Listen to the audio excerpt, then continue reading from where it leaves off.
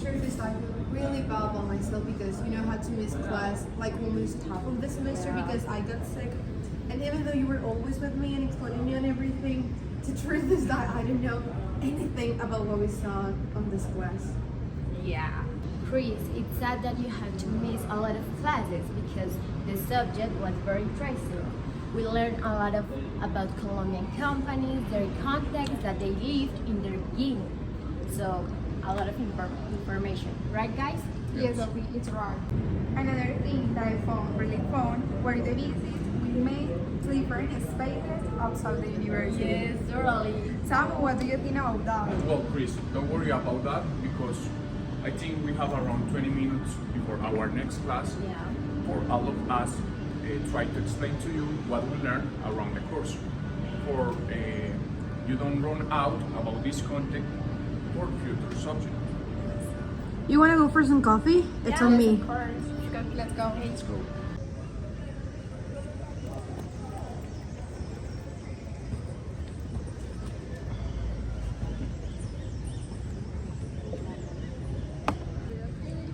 Look, Chris, I think it is the best to know a little bit about the history before explaining to you what we saw in the places that we visit.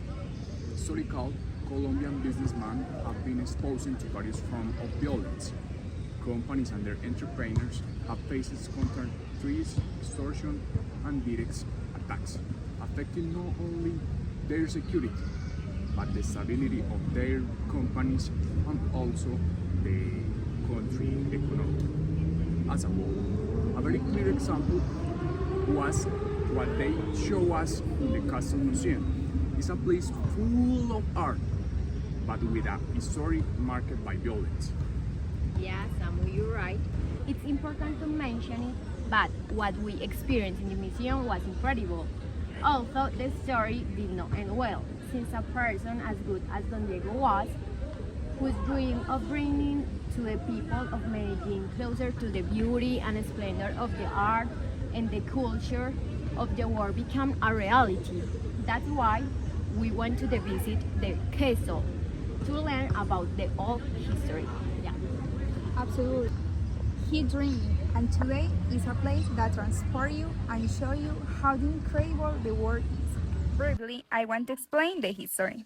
Castillo was the country house of Jose Tomon Uribe, doctor and founder of the Pasteur Pharmacy, who commissioned its construction in 1930 to the first architect office in Medellin.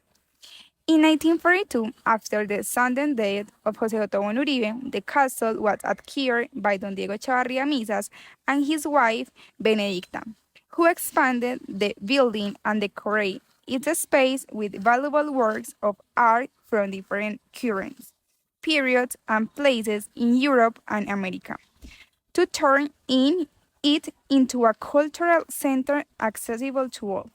Many adhere in their many trips, which constitute a collection of plastic and decorated art, which are cultural heritage for Medellin. Chris, in conclusion, the museum is a place that everyone should know because of the history and the objects that can be seen and appreciated there. Samu also mentions the violence since they don't tell how Don Diego died out of respect for him and his family. But his death was really tragic and violent by groups outside the law who decided to kidnap him and thus ask for a lot of money for his ransom. But Don Diego had forbidden to his family from giving money in any situation like that.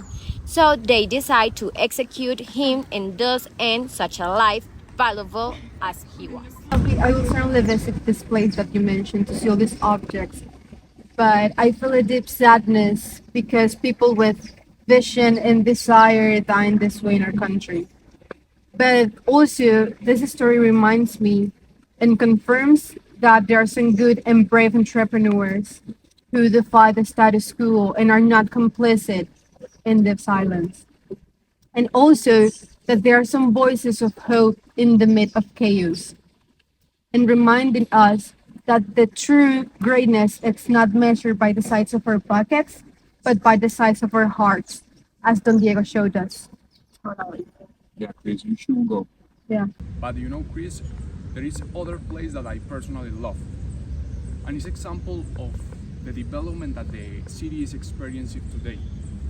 All of this by a great dreamers that stop listening the criticism of the ideas that seems impossible, but we're solving the adversity so that today we are enjoying the only airport in the country declared national monumental about its architectural heritage, Olaya Herrera Airport.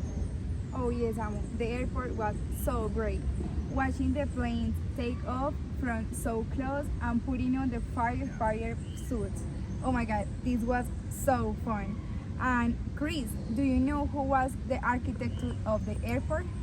No, Isa, I have no idea. I guess someone from another country. No, was Elias Zapata Sierra. He graduated as an architect from here, from the UPB. Really? Yeah, and the creation of the airport was his degree project. Wow, I That's have no awesome. idea. Yeah.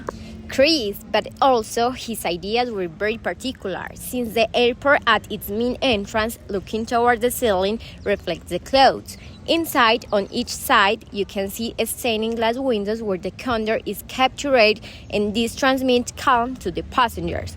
On one side of the upper part, you can see other stained glass windows that reflect the windows of the plane. It's really amazing. Chris, do you know why it is called Olaya Herrera Airport? No, Samuel, I have no idea. Chris, it is called Olaya Herrera Airport because it's alluded to the person who gave the permission for its construction, but the head behind this project is known as the dreamer maker, Gonzalo Mejia Trujillo, who left a great business legacy for Antioquia and who provided the department with an airport. And for this, he set himself the task of traveling on horseback through the hills surrounding the city of Medellin, the Pan de Azúcar Hill, the road to San Pedro, and the Alto Las Palmas, to determine the best place for the runway. And that time, in 1932, the municipality of Medellin requested a report confirming the best place for the airport, and Don Gonzalo hired pilots and engineers to accompany him in this observation.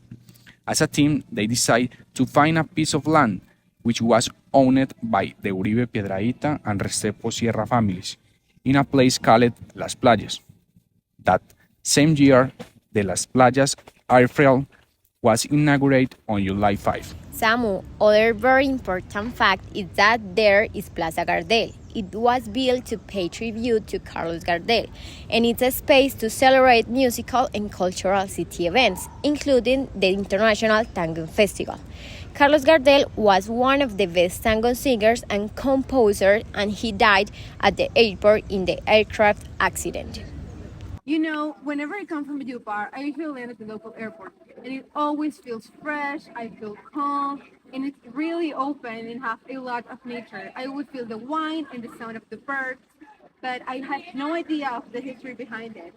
Gonzalo was definitely a visionary and really know what he had to do.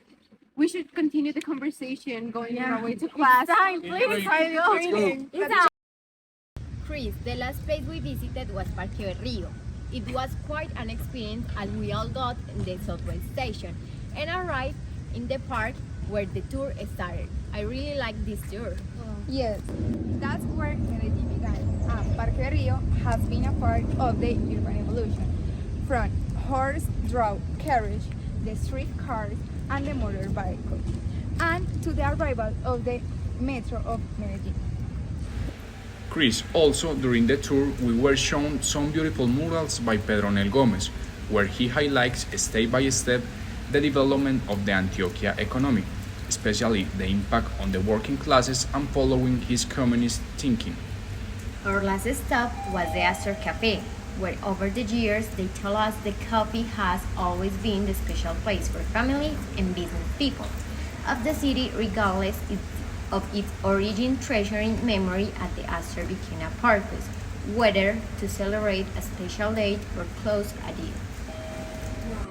I can't believe it park can keep some more history and feelings, guys. And that nowadays I can see that Parque del Rio is the product of different processes like historical and physical changes throughout the times, and it's really worth visiting. So thank you for updating me in all this. You're welcome, You're Chris. welcome, Chris. Thank you. After analyzing emblematic companies such as Crepe and Waffles, Bavaria, Grupo Éxito, and ASEP, it is evident that Colombians have an innate entrepreneurial spirit, a remarkable capacity of innovation and resilience in the face of challenges.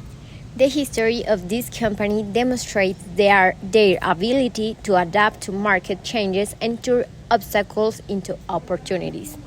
In addition, the cultural diversity and creativity of Colombian people are reflected in these companies, which stand out nationally and internationally. This is a testament to ingenious and determination of the Colombian entrepreneurs and inspires new generation to propose their entrepreneurship dreams. All of this we learned in class. Thanks to the knowledge that the teachers share with us.